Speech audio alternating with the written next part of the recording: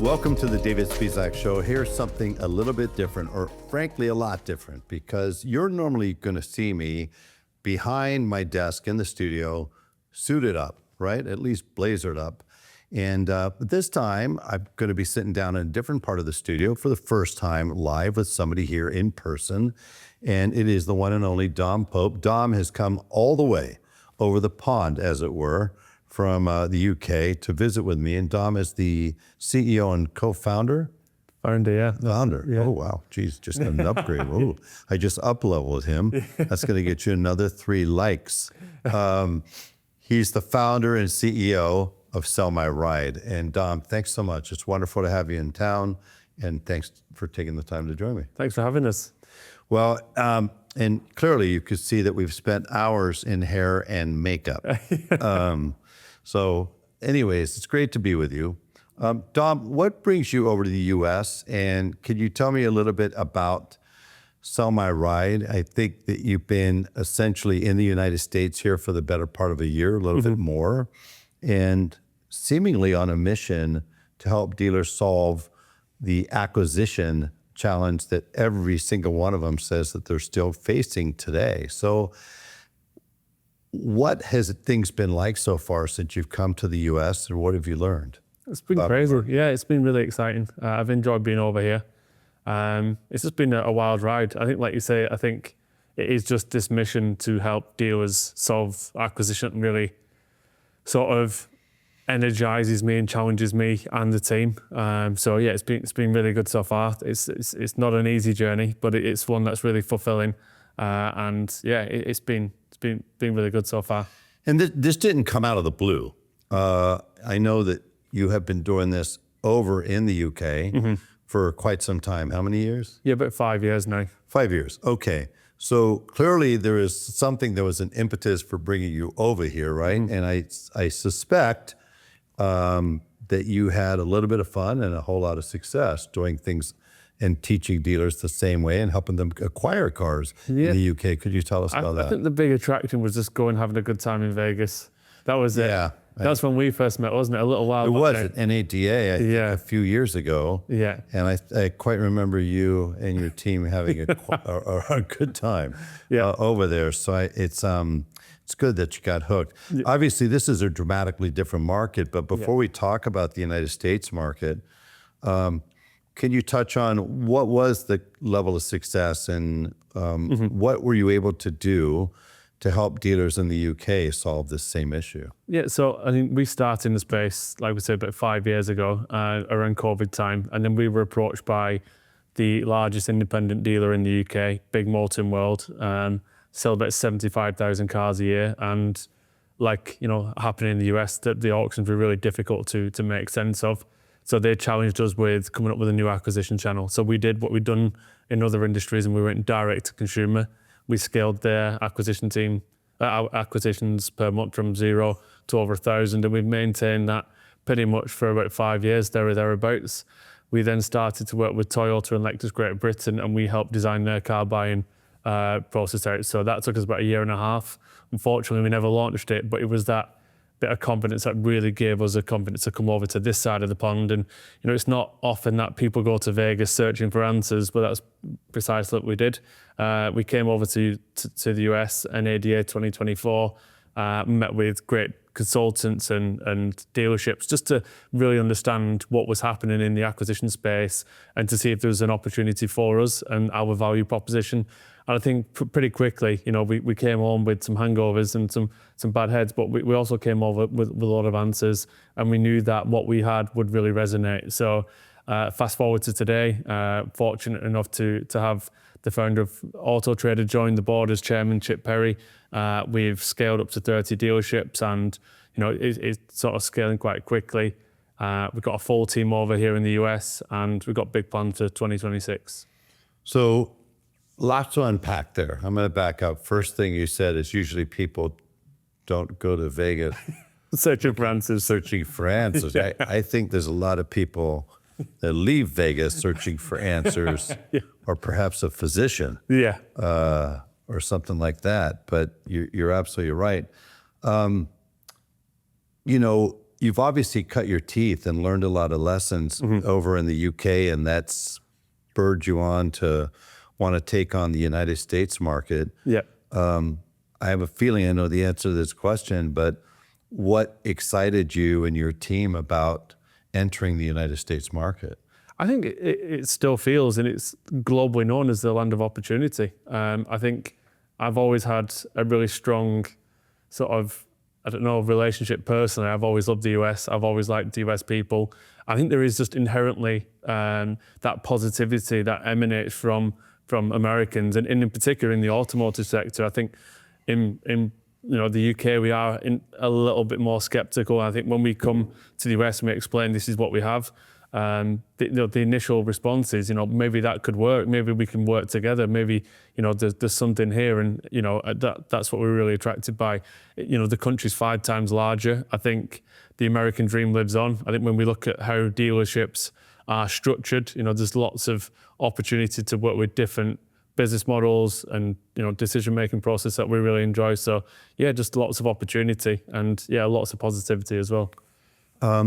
And so as you touch on some of the very significant differences, of course, the size of the market, the average volume per dealership, the size of some of our facilities compared to what you have over there, and even stuff on the regulatory side, right? But there's also some similarities, aren't there, in terms of, I would think, the challenges that dealers had over there. Let's start with the fact that they did have an acquisition challenge, just as we did here. They couldn't find as many cars. They were going to the auction. They were also seeing, for the most part, and I'm not saying all the time, but consistently unprofitable outcomes, right? Less than optimal outcomes. And certainly, there are people that go to auctions over here, Dom, and do buy cars and do end up with some successful outcomes. But of course, that's dominated over here by obviously large publics, in addition to Carvana and CarMax, who have developed brilliant strategies for acquiring cars. So how does a mom and pop, how does a group of 3 stores, 15, 20, 30 stores or more, how do they compete in today's world when you have an inventory shortage that's ongoing, when you're competing against these, huge companies that are very sophisticated in every regard? How can they compete to be able to bring on additional inventory in a highly profitable way? What have you learned about that? Yeah, I think quite a lot. I think it does come down to, first, the belief that you can compete. And I think a lot of dealers are actually shying away from competing. They think these guys are so big, they're impenetrable. It's David versus Goliath, and it somewhat is. But I think that how David won versus Goliath is by he played his game. And I think what dealerships who are smaller in size, they need to play their own game against these giants and not actually be afraid to compete against them. Ultimately, when we're looking at perhaps Meta and Google, where Carvana and CarMax and these big guys dominate, at the end of the day, they actually need to stack this up in the same way. They can't afford to pay so much more in the online marketplaces like Google, etc., because they're just a bigger beast. It's got to stack up financially. So I think the first thing is to believe that you can actually compete. You've got to play your own game and start to win where you want to win. I think it feels like there's a real wave and a paradigm shift that you can really win when it comes to direct-to-consumer cars. Everyone can see Carvana sweeping cars out of their local market. They need a defense to that. They need to really sort of lean into what they mean to their local communities, and they also need to lean into the channels that these big giants are winning on. So how are you helping dealers do that? So, specifically, so we help dealers acquire cars directly from consumers at scale. So, the solution that we have is not for buying 5 or 10 cars a month. We do need to be buying 30, 50 or even more for it to work. We set up, dedicated dealer landing pages that there's 100% attribution. So that's, I got to interrupt just for a second. I apologize. Oh, good. But I want to just jump in there because, dealers have been working with lead aggregators for years, right? They need to go out and they invest marketing and they acquire leads that are sales leads so that they have additional opportunities beyond their organic walk-in traffic and phone traffic in order to be able to achieve their volume objectives. And, if I'm hearing you right, so what you're doing is you're basically in some form or fashion going to allow a dealer to connect with direct to consumer in their marketplace and be able to create some form of a lead the same way. It's an acquisition lead, right? Instead of a sales lead. Yeah. But, when dealers work with sales leads, some dealers are wildly successful, terrific results. Others, not so much on the other end of the scale, and they might say, hey, this doesn't work. Yeah. So as you're doing that for dealers and creating that kind of platform, I mean, there's got to be learnings from the sales lead side that we've seen for decades. Yeah. What have you found that, I guess I want you to share, if you can, what is it that these highly successful dealers that use your program, what is it that they are doing different in order to be able to get units at scale, 10, 15, 20, 30, 40 cars? What do they do different? Yeah, it's focus. Yeah, I think everyone looks and wants this silver bullet, really, don't they? And I think it's very rare that actually does exist. It often looks like hard work and investment and time. And I think really that the most common characteristic trait that we see in the dealers that win versus the ones that don't is the focus, that dedication on acquisition. They've understood the importance that it has for the dealership, for the gross margins, for the net margins, as we've just discussed earlier. But it comes back to that focus on acquisition. To the dealers if you sit back now after doing this for over a year, the dealers that end up with great success with your programming, frankly, used cars and acquisition in general, do you think that there's a challenge in that they may make it look too easy when in fact it's not really easy? Perhaps, yeah. But perhaps, and I think there's just that sort of, that goes far, outside what we're speaking about here. I think with social media, there's like life online, life offline. How it looks is the late nights, the early mornings. That's what, the guys who were in the gym or late nights, early morning. Yeah, I think that's what it looks like, isn't it? And not everyone's posting their losses online, are they? And I think maybe it's sort of similar to this here. But yeah, probably digressing a little bit. It is just that focus. I think that's what it comes back to. So your program, and you just touched on a little bit. But if a dealer's working with you, again, ultimately they're going to get some leads. How are those leads generated? How are those leads received at the dealership? Yeah, so really it comes back to us not wanting to build our own brand. I think that's where this really starts. It's all about building the dealer's brand. It's about putting the dealer front and center so that in their market, not only are they known as a place to go and buy a car, it's also known as the place to go and sell your car to as well. And if you think about it logically, it's just taking that one step up the funnel, isn't it? Like, before you go to buy a car, often you need to sell one. And I think that's something that Carvana and the CarMax and the other guys have really twigged onto. So it starts there. So we build these dealer microsites that are, we're not competing for attribution, which I think is really important. If you've got other vendors that work, then good for you. It's all about building on top of what already works. And then we create these opportunities that are 100% exclusive. So when you think about the other third-party lead providers, often it's about sharing leads, and that never really sat right with me, to be honest with you. I don't think it's putting the dealer first, or really even the consumer. I think it's dressed up in a way that you're like, oh, we're going to get the consumer the best price because it's multiple dealers bidding up. But really, it's 3-4 lots of emails and phone calls. It's being bombarded, aren't they? Whereas what we're saying is we trust our partners, our dealers, to give the consumer the best experience that they can afford and that the car is worth. So it's about exclusivity. It means that the dealer doesn't have to overpay for cars because they're not having to, go down the rabbit hole and fight against 3 other dealers at the exact same moment in time.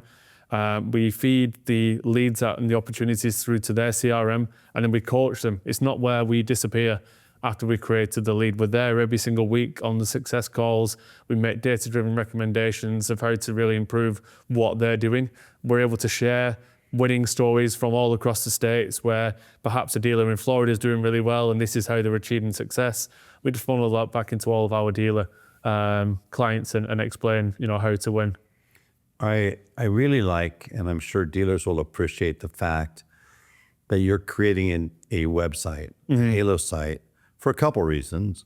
One, because you're not basically taking money from dealers that you're turning around to blow up your brand, obviously, which we've seen that. But the other thing is that the base website of any dealership has gotten very complicated. Yeah.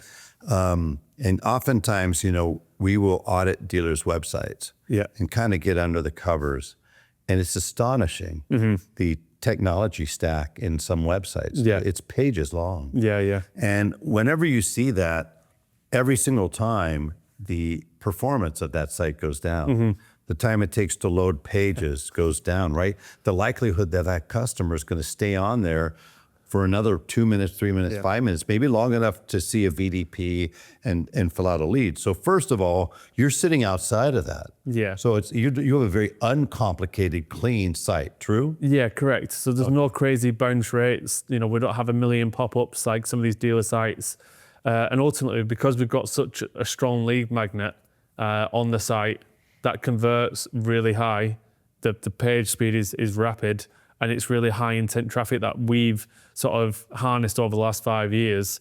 The conversion rates are up to 50% on the front end. And if you think your average website converts about 4%, your average that we're looking at is around 40%. So if 100 people that we send to this dealer's website, around 40% are going to convert into a lead. And That's a pretty astounding number. Yeah, it is. So you're able to not only track those analytics, but share those back to the dealership. Yeah.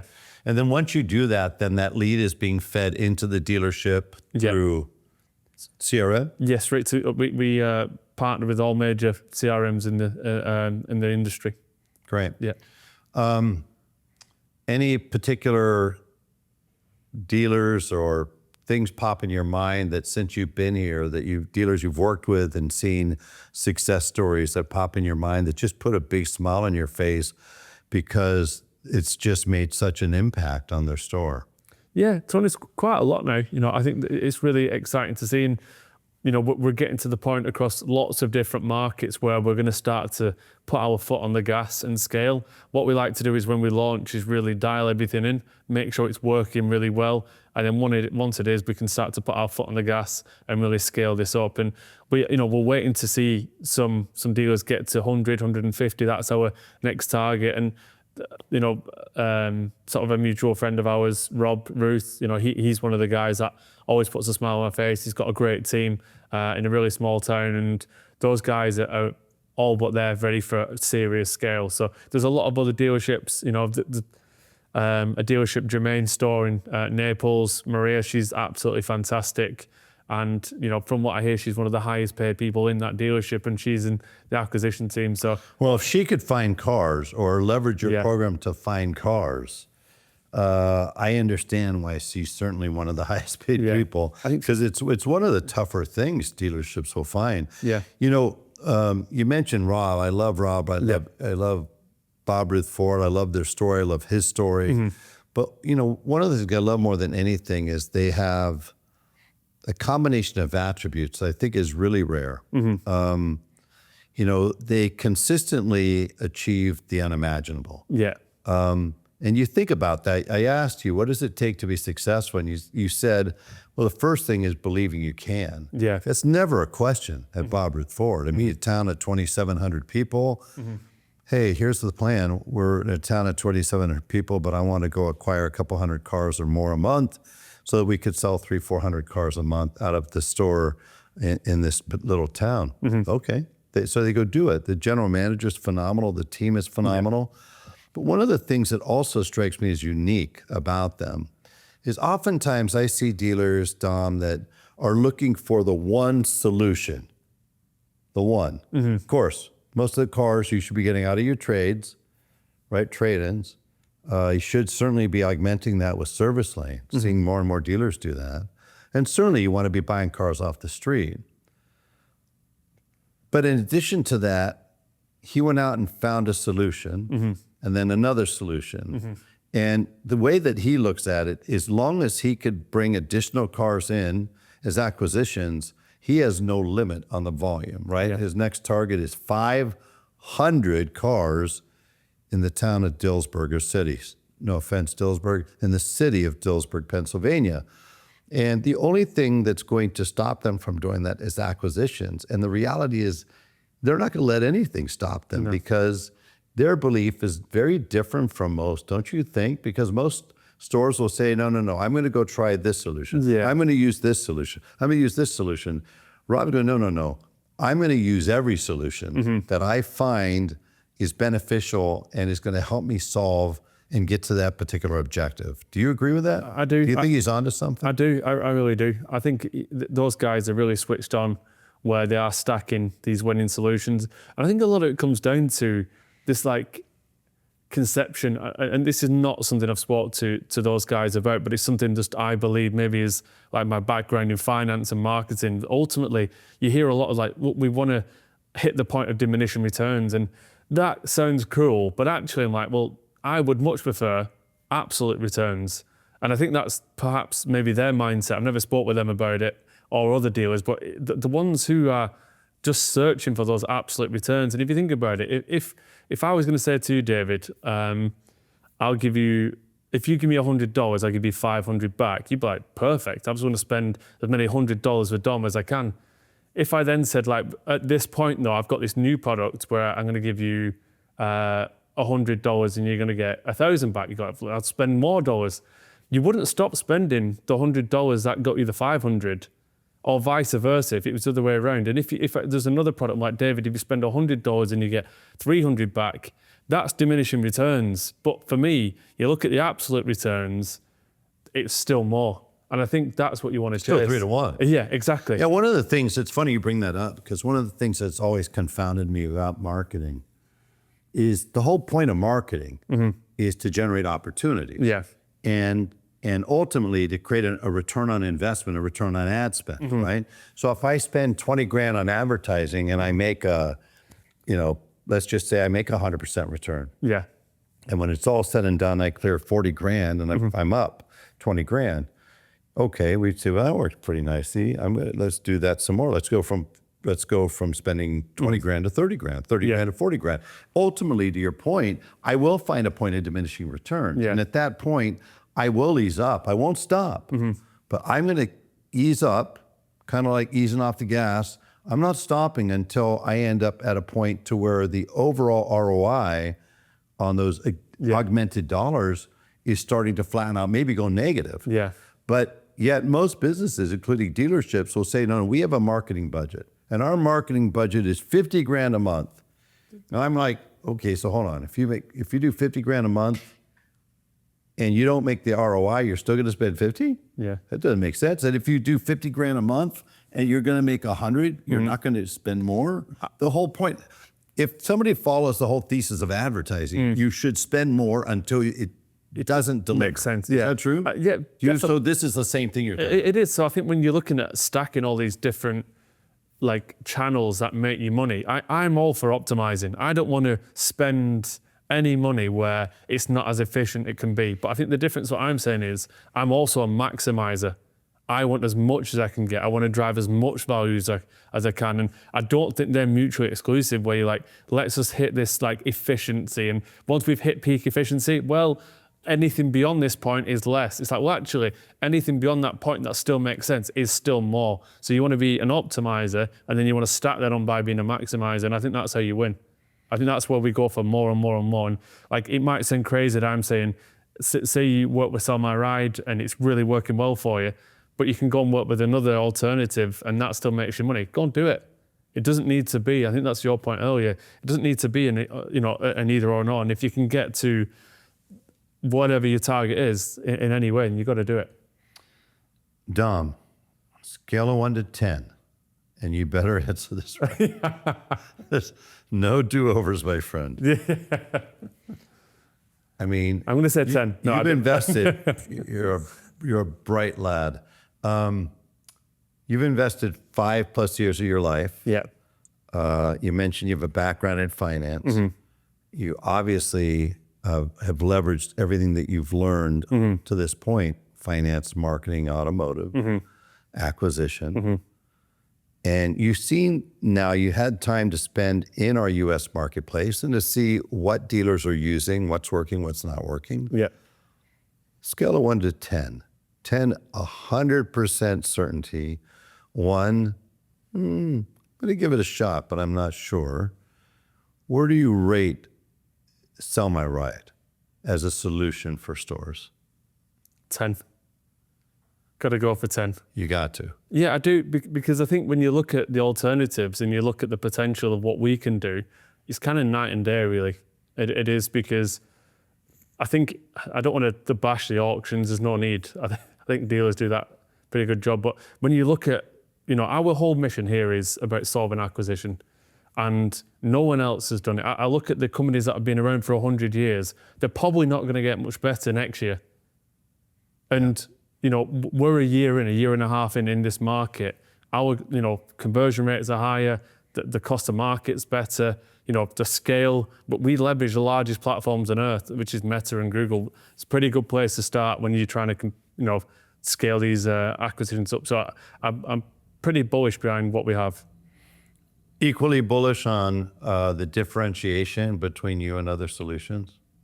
Yeah, because I think there's more and more people jumping into the market. We've been around for a little while. I think that the UK market, because the margins are tighter, I think it needed someone like us a little bit earlier than the US. I think the margins are definitely tightening over here from what I hear and see. So I think there's a lot of people who are now jumping into this space. But ultimately, if you're going to copy someone, then you can only copy what you can see. And ultimately, we've got a really strong product roadmap that we were discussing earlier that I think is going to put us, I like to say, in the top 2, and we're not going to be second. So, yeah, pretty confident on what we have, what's coming, and what we've already achieved. Fair to say that, I say to dealers, associates, managers all the time, I don't really believe in the concept of good or bad. I believe in the concept of good or different, right? So when you have something that affects your store, maybe it's an external circumstance, maybe it's not the ideal, you don't have the ideal inventory, maybe you don't have, maybe your OEM on the new car side's a little bit challenging, maybe you're not getting enough cars, maybe you're getting too many cars, maybe the economy's a little rough, whatever it might be. But whatever happens, tariffs or anything else, we can only control what we can control, right? And that which we can't, my belief is, our role is to manage it and make certain we're doing everything we can so that we get the best possible outcome from whatever that situation is. When you look at your solution, comparatively, I'm thinking about good and different. I'm guessing, based on what you just said, it's not like you see other options as being bad. You're not saying, hey, necessarily that just collectively auctions are bad or other solutions are bad or anything like that. It's just, we're all different, right? Your solution's different. And so you actually believe in more of a, for lack of a better term, an omni-channel approach to acquisition versus, hey, I'm going to ride this horse whether it works or not, and I'm going to only ride this horse as an acquisition solution, or as a dealer, more like what Rob does, and you really believe that it needs to be today a multi-channel or omni-channel approach to acquisitions, and you're one of those that should be one of the horses. Yeah, I think if you've got an acquisition channel, let's just say the auctions, and it works for you, then do it. I think that's what we're trying to get at. But if you don't know if it works, let's start there. Like you got to find out what is working and what isn't. And I think, speaking with yourself, you know better than anyone what's working and what isn't. And then I know. Oh yeah, yeah. I know. Yeah, you should speak to David. Yeah. So if you have an acquisition channel that's working, maximize it. And then once you've hit that point, and there's still a delta from where you are and where you want to be, You got to stack it with something else. If you can achieve all your objectives with one provider, then do that. But if you can't, then you need to keep going. That's all I would say.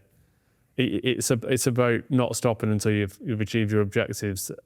And I really wouldn't worry too much about these crazy optimizers and that everyone gets carried away with. We got to get serious. We're about out of time, Dom. And I think that people want answers. You mentioned when people go to Vegas, they're not looking for answers. When it comes to acquisition, they're looking for answers. People want answers. I'm scared. All right. American football Oh, here we go. or English football?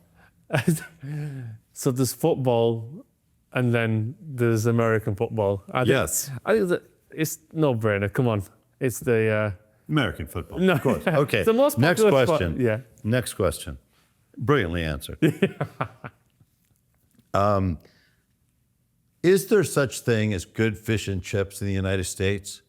I don't know that I found them. Not yet. I'm still looking. What is the magic? I don't know. Is it just is it lower expectations? Over there, like, I don't know. Is it just that it's just consistent? I think. Or is it because it's in a pub? Yeah, I could grab a maybe. beer with it? What is it? I think because it's coupled with like miserable weather.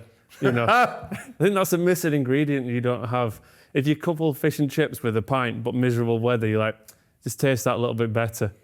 All right. So you're not from London. No. You're from a little place called Manchester. Correct. Yeah. Manchester, well known for their football teams, right? Man U, Man City. So why could you tell? Like, we try to get out and visit a lot of different places in the world. Yeah. Can you tell for anybody out there, what is the one or two things outside? You can't use football. Right. Why people should invest their travel dollars and come to Manchester? Is it the weather? It's certainly not the weather. It's not the You're weather. making this hard. Why? I mean, one thing I would say is what I get a lot being British, come over here and you're like, the independence comes up quite quickly. And one thing that I always say is like, what do you think colonizing means? And it is actually new news to a lot of people. So the war actually was covering the British, wasn't it? It was the 13 British colonies that like basically decided to kick the monarchy out. And I just think if you're from the US, you should definitely head over and see where, partly where you guys came Why are from. we left? Yeah, exactly, yeah. You weren't wrong to leave, Come by the on way. over so you could see why everybody was wanting to leave. Yeah. And by the way, there's another one right here that you're not wanting to leave, but you do quite enjoy it over here. Yeah, I love it here. Yeah. I absolutely love it over All right, here. so let's shift. Like, tell me one or two things you love about the United States, quintessentially American. I mean, the United States that you love. This is going to sound so weird. Because I've been coming to the States since I was 4, like favorite country to come to.